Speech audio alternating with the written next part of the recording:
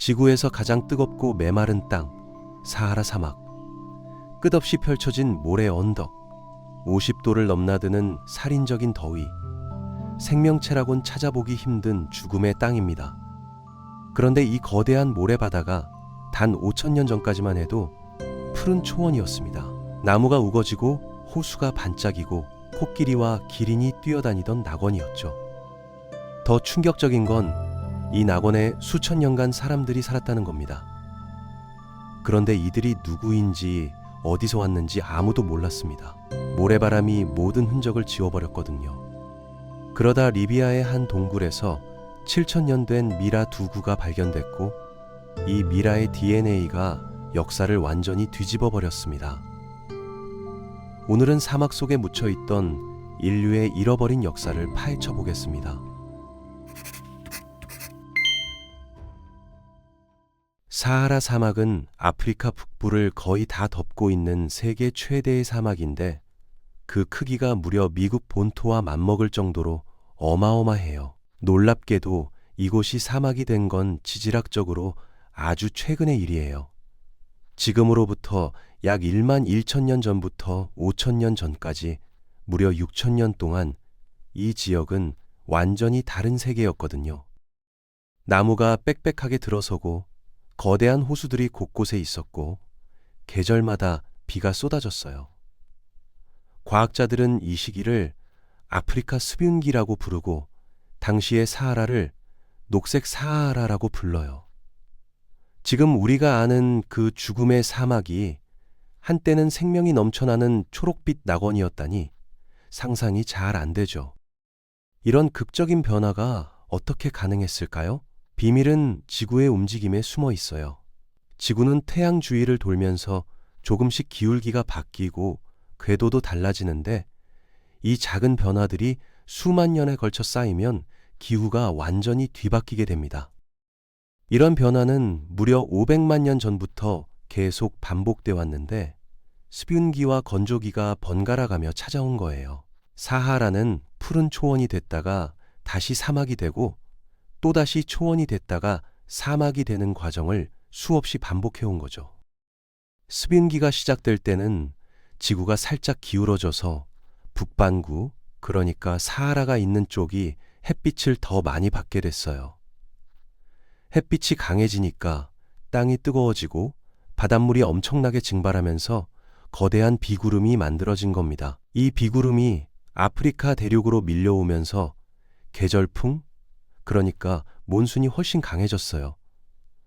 평소보다 훨씬 많은 비가 사하라 지역에 쏟아지기 시작한 거죠. 여기서 끝이 아니에요. 비가 내리면 풀과 나무가 자라기 시작하는데 이 식물들이 또 다른 변화를 일으키거든요. 모래는 햇빛을 반사해서 튕겨내지만 초록색 식물은 햇빛을 쫙 빨아들여요. 그러면 땅이 더 뜨거워지고 물이 더 많이 증발하고 비가 더 많이 내리고 식물이 더 많이 자라는 거예요.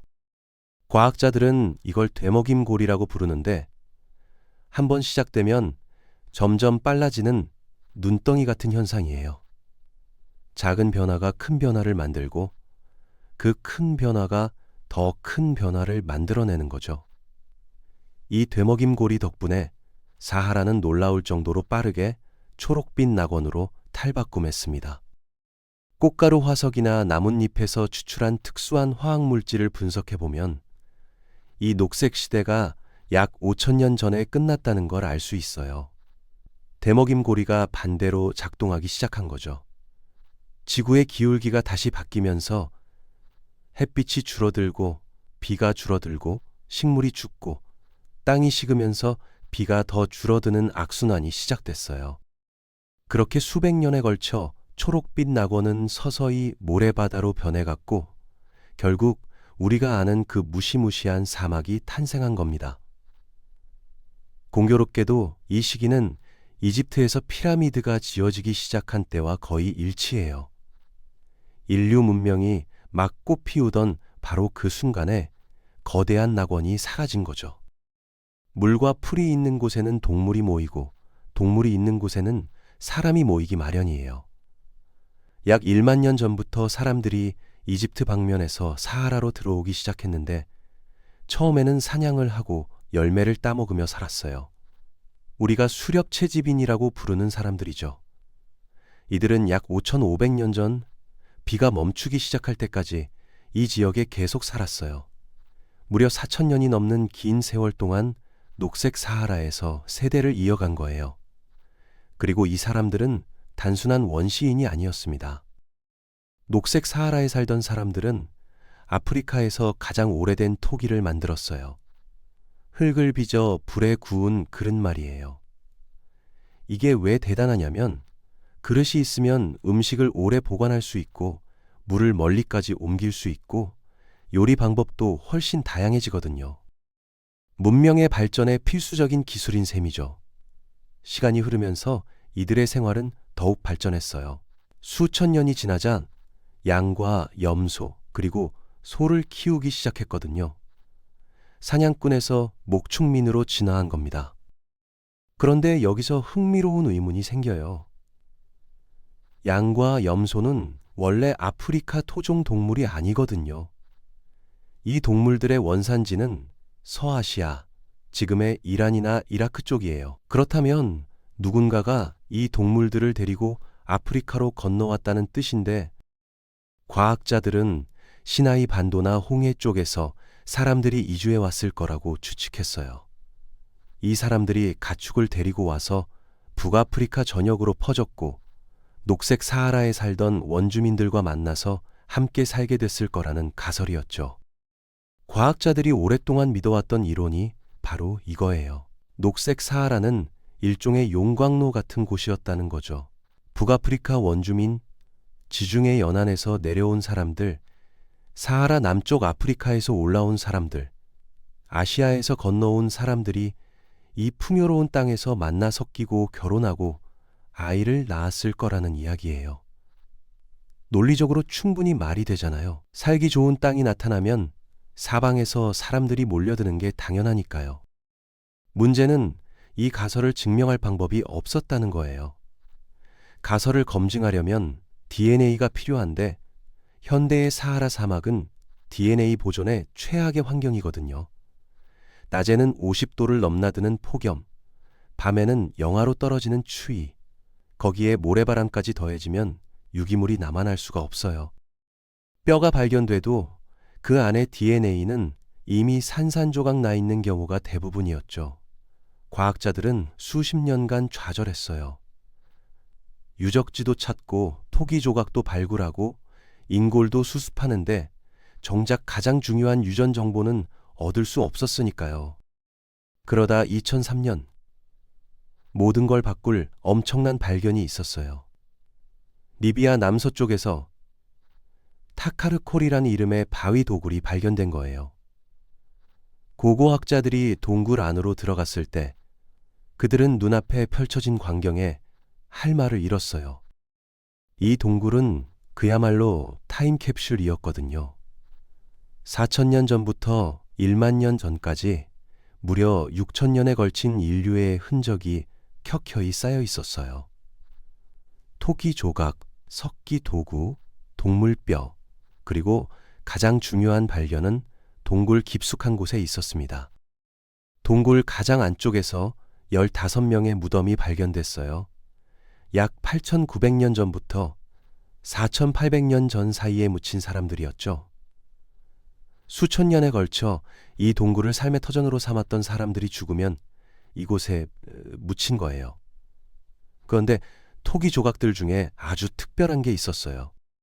그릇 안쪽에 뭔가 기름진 물질이 묻어 있었는데 분석해보니 우유지방이었거든요. 이게 아프리카에서 사람들이 가축 젖을 짜서 유제품을 만들었다는 가장 오래된 증거예요. 7,000년 전에 이 동굴에 살던 사람들은 이미 소나 염소 젖을 짜서 먹고 있었던 거죠. 우유도 마시고 어쩌면 치즈나 요구르트 같은 것도 만들었을 거예요. 15구의 유해 중에서 과학자들의 시선을 사로잡은 건 두 여성이었어요. 둘 다 40대쯤 되는 여성이었고 약 7,000년 전에 죽었어요. 녹색 사하라가 한창 번성하던 바로 그 시기죠. 이 두 여성에게는 아주 특별한 점이 있었는데 그건 바로 보존 상태가 기적적으로 좋았다는 거예요. 녹색 사하라가 서서히 사막으로 변해가면서 이 유해들도 아주 천천히 건조됐거든요. 너무 빠르지도 않고 너무 느리지도 않게 마치 정밀하게 조절된 것처럼 완벽한 속도로 말라간 거예요. 그 결과 이 두 여성은 자연 미라가 됐어요. 누군가 일부러 방부 처리를 한 게 아니라 자연이 우연히 만들어낸 미라였죠. 동굴이라는 특수한 환경이 결정적인 역할을 했어요. 바깥의 극심한 온도 변화로부터 보호받으면서 동시에 서서히 건조해지는 최적의 조건이 만들어진 거예요. 마치 누군가가 일부러 보존 처리를 한 것처럼요. 그리고 가장 놀라운 건 그 안에 DNA가 살아있었다는 겁니다. 7천년이라는 까마득한 시간 동안 파괴되지 않고 남아있었던 거예요. DNA가 이렇게 오래 보존되는 건 정말 드문 일이에요. 보통 DNA는 시간이 지나면 화학적으로 분해되고 조각나버리거든요. 특히 덥고 건조한 환경에서는 더 빨리 망가지죠. 그래서 사하라 사막에서 DNA를 찾는다는 건 거의 불가능에 가까운 일이었어요. 그런데 타카르코리 동굴의 두 여성은 기적적으로 DNA를 간직하고 있었고 이건 과학자들에게 황금 같은 기회였습니다. 수십 년간 풀지 못했던 수수께끼를 드디어 풀 수 있게 된 거예요. 2025년 마침내 DNA 분석 결과가 세상에 공개됐어요. 과학자들은 오랜 기다림 끝에 답을 얻을 수 있었죠. 그런데 결과를 보고 모두가 충격에 빠졌어요. 수십 년간 믿어왔던 가설이 완전히 틀렸다는 게 밝혀졌거든요. 녹색 사하라가 여러 지역 사람들의 용광로였다는 이론, 산산조각이 난 거예요. DNA는 완전히 다른 이야기를 들려줬습니다. 아무도 예상하지 못했던 놀라운 진실을요. 분석 결과 이 두 여성의 DNA는 지금의 모로코 지역에 약 1만 5천 년 전에 살았던 사람들과 가장 비슷했어요. 모로코는 사하라 사막 북서쪽 끝에 있는 나라인데 중요한 건 15,000년 전이면 아직 녹색 사하라가 시작되기 한참 전이라는 거예요. 그때는 모로코도 지금처럼 초록색이 아니었거든요. 이게 무슨 의미일까요? 녹색 사하라에 살던 사람들이 새로 이주해온 게 아니라 이미 그 지역에 수천 년 전부터 살고 있던 사람들의 후손이라는 뜻이에요. 쉽게 말해서 모로코 쪽에 살던 고대인들이 기후가 좋아지면서 점점 동쪽과 남쪽으로 퍼져나간 거예요. 새로운 사람들이 밀려 들어온 게 아니라 원래 있던 사람들이 영역을 넓힌 거죠. 무려 8,000년이라는 긴 세월 동안 같은 핏줄이 이어져 온 겁니다. 외부에서 대규모 이주가 있었을 거라는 기존 이론과는 정반대의 결과였어요. 녹색 사하라의 주인공들은 바로 그 땅의 원주민이었던 거예요. 더 놀라운 발견이 있었어요. 타카르코리 여성들의 DNA에는 사하라 사막, 남쪽 아프리카 사람들과의 공통점이 거의 없었거든요. 이건 정말 의외의 결과였어요. 왜냐하면 녹색 사하라 시절에는 사막을 가로지르는 게 훨씬 쉬웠을 테니까요. 지금처럼 죽음의 모래바다가 아니라 풀과 나무와 호수가 있는 땅이었잖아요. 남쪽 사람들이 북쪽으로 올라오고 북쪽 사람들이 남쪽으로 내려가는 게 전혀 어렵지 않았을 거예요. 그런데 DNA가 말해주는 건 정반대예요. 녹색 사하라 시절에도 북쪽 사람들과 남쪽 사람들은 거의 섞이지 않았다는 거죠. 사하라가 물리적인 장벽은 아니었지만 어떤 이유에서인지 보이지 않는 경계가 있었던 것 같아요. 사람들은 오고 갔지만 결혼해서 아이를 낳는 일은 드물었던 거예요. 왜 그랬을까요? 언어가 너무 달랐을까요? 문화나 생활 방식이 완전히 달랐을까요? 종교적인 이유가 있었을까요? 아직 확실한 답은 모릅니다. 지중해 연안 사람들과의 관계도 DNA로 확인할 수 있었어요. 여기서 중요한 단서가 되는 게 네안데르탈인의 DNA예요. 네안데르탈인은 아프리카 밖에서 살았던 고대 인류인데 현생 인류와 섞이면서 그들의 DNA가 일부 전해졌거든요. 그래서 유럽이나 아시아 사람들에게는 네안데르탈인 DNA가 약간 있어요. 반면 아프리카에서만 쭉 살던 사람들에게는 거의 없고요. 이걸 분석하면 얼마나 아프리카 밖 사람들과 섞였는지 알 수 있어요. 모로코의 고대인들은 지중해 근처 사람들의 절반 정도 되는 네안데르탈인 DNA를 가지고 있었어요. 이건 그들이 어느 정도는 아프리카 밖 사람들과 교류했다는 뜻이에요. 그런데 타카르코리 여성들은요, 모로코 사람들의 10분의 1밖에 안 됐어요. 이건 엄청난 차이예요.